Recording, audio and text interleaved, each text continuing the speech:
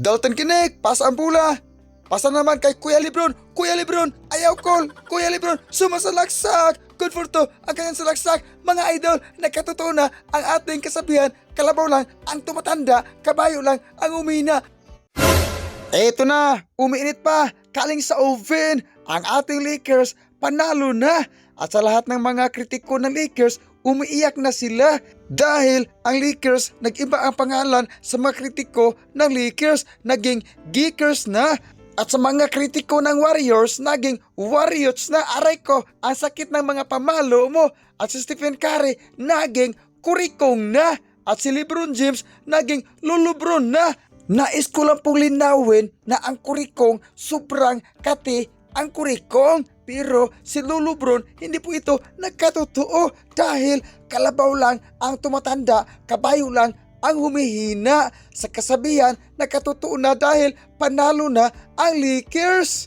At sa lahat ng mga kritiko ng Lakers, bumaha ang luha dahil natalo na sila, hindi sila pumaldo.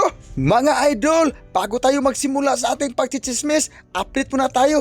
Alam naman natin na kayong lahat mahilig sa chismis. Eto na, ang ating lumang chismis, hatid natin sa minute na oven. Si Anthony Davis, injury na, pero si Luka, healthy pa, patuloy pa ang kanyang panuluka sa liga. Aray ko, nakakaluka ka, Luka. Sa usapang nakakaluka mga idol, 3 beses pinaiyak ang alien ng Golden State Warriors. Hindi nakatikim ng panalo ang Spurs sa ating Golden State Warriors. Mga idol, dumadako na tayo sa pagtichismis sa first quarter. Atlanta Hawks versus Los Angeles Lakers. Aray ko. Yeto na, LeBron James to Eton. Bumitaw ng hook shot. Good for to, ang hook shot na binitawan ni Eton. Eton, aray ko. Ang sakit ng pang-iiton mo.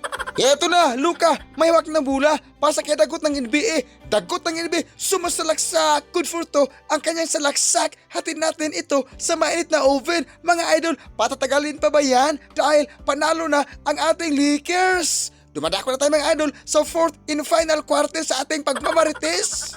Dalton Kinek, pasa ang bola.